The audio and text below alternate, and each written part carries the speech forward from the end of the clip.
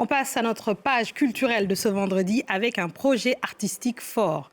Et vous allez le voir qu'avec notre invité, le cinéma n'a jamais aussi bien porté son nom d'art total. Ce soir, il nous présente son deuxième long métrage, Fursi, né libre, un film tiré d'une histoire vraie, celle d'un esclave né sur l'île Bourbon, qu'on appelle maintenant La Réunion, qui se bat en justice pendant près de 30 ans pour faire reconnaître sa liberté. Un film bouleversant, doublé d'un album engagé, Fursi Héritage, co-réalisé avec le rappeur Matteo Falcone. Bienvenue Abdelmalik, bienvenue dans votre JTA. Merci de me recevoir. À l'origine de ce projet, il y a le livre de Mohamed Assaoui, justement, Fursi. L'affaire de l'esclave Fursi. Exactement, voilà, donc on mettra d'ailleurs en image. Vous dites qu'à la lecture de ce livre, vous vous êtes dit Fursi, c'est moi. Dites-nous pourquoi. Je me suis dit Fursi, c'est moi parce qu'en réalité, si Fursi n'avait pas appris à lire et à écrire, certes en cachette, parce qu'il était illégal qu'un esclave ait accès au savoir, ou en tout cas quelqu'un qui était considéré comme tel. Et moi, quand j'ai lu ça, en fait, je me suis dit, c'est finalement l'éducation qui lui a permis de transcender sa condition. Sans le savoir, il n'aurait pas pu arriver là où il est allé. Il n'aurait pas pu avoir gain de cause. Et je me suis dit, moi-même qui ai grandi dans une cité HLM, dans un quartier populaire, comme on dit, si je n'avais pas rencontré le savoir, l'éducation, la culture, je ne serais pas devenu l'homme que je suis devenu. Et en ce sens-là, je me suis dit, c'est fondamental. C'est aussi une histoire, finalement, qui met l'éducation au centre. L'éducation au centre. J'aimerais savoir aussi, vous, que vous êtes penché et totalement investi dans ce film pendant des années. Qu'est-ce que vous avez appris sur la nature humaine en suivant ce personnage ? Ce que j'ai appris sur la nature humaine, c'est qu'on gagne toujours à s'accrocher, à faire confiance finalement au droit et à la justice. Parce que, in fine, on est dans un monde où on voudrait que les choses changent immédiatement. On est sur le temps de l'immédiateté finalement. Mais il y a aussi la notion du temps long. Et les grandes choses, les choses les plus importantes s'inscrivent dans le temps long. Et précisément, en faisant preuve comme ça de tenue intellectuelle et de retenue émotionnelle, ce qu'il a fait, c'est fabuleux. Et donc, il est exemplaire. Mais aussi, ça nous montre à quel point aussi, notamment quand on parle du Code noir, où l'homme noir, où l'esclave était considéré comme un meuble, donc moins qu'un animal, d'une certaine manière. Et ça nous montre aussi à quel degré d'horreur l'être humain est capable d'aller. Donc, il y a ce combat perpétuel qu'on doit avoir pour lutter contre toutes les formes d'esclavage moderne, d'une certaine manière. On en reparle juste après la bande-annonce du film.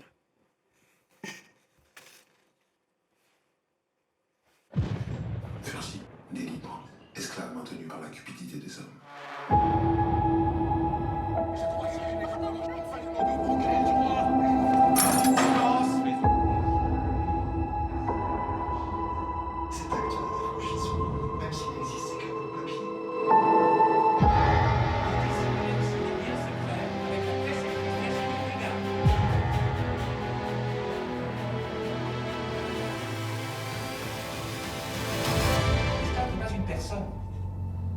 C'est un meuble.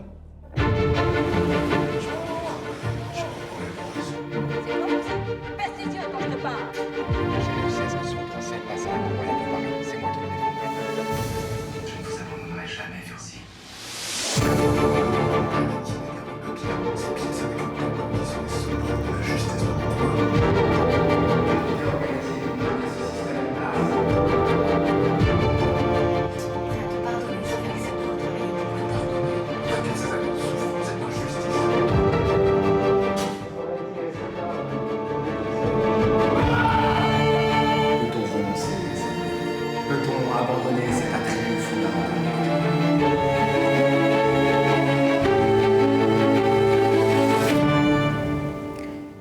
Abdelmalik, on retrouve pour ce film Fursi, né libre.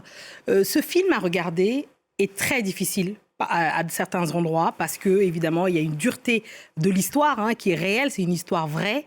Je me demandais comment vous avez tenu d'ailleurs, et je sais que vous avez eu une expérience de tournage qui était assez bouleversante. Racontez-nous. On a eu des moments. On savait qu'on faisait un cinéma qui était peut-être un tout petit peu plus que du cinéma. Et que finalement, c'était aussi un travail de deuil. Le travail finalement, le travail mémoriel, le devoir de mémoire, c'est aussi un travail de deuil. Nous autres, et moi-même, aux racines africaines, aux racines congolaises, l'idée des esprits, ça veut dire quelque chose. Et il y a des esprits là, le fait de pouvoir raconter ces histoires-là, c'est aussi le fait de pacifier les esprits. Dire finalement, je me souviens, on a fait une scène où certains, donc les figurants, ceux qui jouaient les esclaves, je fais une scène un peu compliquée. Je termine, j'entends un hurlement, je viens voir ceux qui jouent les esclaves, j'en vois un qui s'est ouvert au niveau du tendon, et il y a du sang partout, et je lui dis mais pourquoi tu nous as pas appelés, pourquoi t'as pas... Et il dit mais quand tu nous as expliqué qu'on travaille sur... C'est aussi un travail de deuil, on est en train de faire quelque chose qui est du cinéma, mais un peu plus que du cinéma, je me suis dit qu'il y avait des gens comme moi qui me ressemblaient, qui eux n'ont pas fait un film, c'était réel. Et on souffert réellement. Donc je pouvais pas... Et il dit ça, et on se met tous à pleurer. Et c'est ça, en fait. On a vécu une expérience qui était très, très forte. Mais encore une fois, c'est une histoire qui nous concerne toutes, qui nous concerne tous. Et comment vous expliquez qu'elle soit si peu connue, cette histoire ? La réalité, c'est que mon film est le deuxième film français, finalement, après le film de Simon Moutaïrou, Ni chaîne ni maître. Que nous avons reçu ici, d'ailleurs. Ouais, c'est le deuxième film sur ce sujet-là. Et en vérité, on est au début de quelque chose. Parce que précisément, la France et l'Europe, il y a une démarche qui est un peu, c'est un déni par rapport à ça, parce qu'en réalité, c'est honteux. Mais il est important, si on a véritablement envie de faire peuple, si on a véritablement envie de faire Europe, de faire France, tout simplement, si on a envie d'être à la hauteur de nous en tant qu'êtres humains, on doit raconter cette histoire. On doit raconter les histoires même les plus sombres de notre histoire collective pour précisément déposer nos sacs de douleur et qu'on puisse avancer positivement tous ensemble. Et c'est dans ce sens-là qu'on doit montrer les choses, même les plus dures, mais avec cette idée de transcender, d'avancer positivement ensemble. D'avancer positivement, ça se poursuit aussi avec la bande-son, oui. Avec ce CD, cet album, avec votre complice Matteo Falcone, l'album Fursi Héritage. Moi, je l'ai vu vraiment comme une continuité du film qui mêle archives, rap, même extrait du film, rap, poésie, mémoire, ce prolongement musical. Pourquoi est-ce qu'il était nécessaire, j'ai envie de dire ? Et moi, j'ai vu aussi une poésie, quelque chose pour réconcilier le rap de l'époque et le rap actuel aussi, dans sa dimension culturelle, sociale très forte. Oui, complètement. En fait, plus que réconcilier, c'était surtout célébrer, dire qu'en réalité, le rap, les rappeuses, les rappeurs sont les poétesses et les poètes d'aujourd'hui. Et qu'en réalité, c'est eux qui donnent le là culturel. Et que de mon point de vue, donc je leur ai montré le film. Ils ont vu le film. Avec Matteo Falcone, on leur a montré le film. Et chacun a écrit sur la liberté, sur la justice, etc. Mais c'est vrai qu'au travers de l'histoire de cette culture, du rap, eh ben, ça a toujours défendu ces valeurs-là. Et pour nous, c'était aussi mettre des médiums en dialogue. La musique qui dialogue avec le cinéma. Et c'était aussi faire du lien générationnel. On a des rappeurs légendaires qui nous ont tous portés, comme le Ministère Hammer, par exemple. Mais on retrouve aussi des plus jeunes comme Benjamin Epps, Juste Chani. On retrouve aussi des gens comme Pete Bacardi. On retrouve Soprano, Youssoupha, Oxmo Puccino, Lino d'Arsenic. Voilà, on les cite on retrouve tous ces gens-là. Et c'est important, c'est dire aussi que nous sommes une communauté. Nous sommes une communauté artistique, nous avons conscience des problématiques qu'on traverse et on en parle. Mais on en parle, encore une fois, c'est pour que ça nous permette d'avancer ensemble. C'est-à-dire, on constate l'obscurité, mais on allume des bougies. On n'est pas que dans la constatation. On est porteur de lumière, porteur et porteuse de lumière. Et ça, c'est fondamental en réalité. Et encore une fois, le cinéma et la musique sont des miroirs d'humanité. Et alors, qu'est-ce que ça dit pour finir ? Parce qu'on va se quitter en écoutant justement un extrait de l'album, je trouve, qui est très fort. On écoutera évidemment, c'est un making-of du clip, voilà. Mais qu'est-ce qu'on a envie de dire après avoir fait tout ça ? Parce qu'il y a une résonance très forte à plein d'endroits dans ce film avec les combats actuels. Qu'est-ce qu'on a envie de dire ? Qu'est-ce qu'on a envie de dire à ces jeunes, justement, qui pourraient, qui vont voir ce film, évidemment, on invite tout le monde. En fait, ce qu'on veut dire à ces jeunes, c'est que finalement, la clé, c'est l'éducation.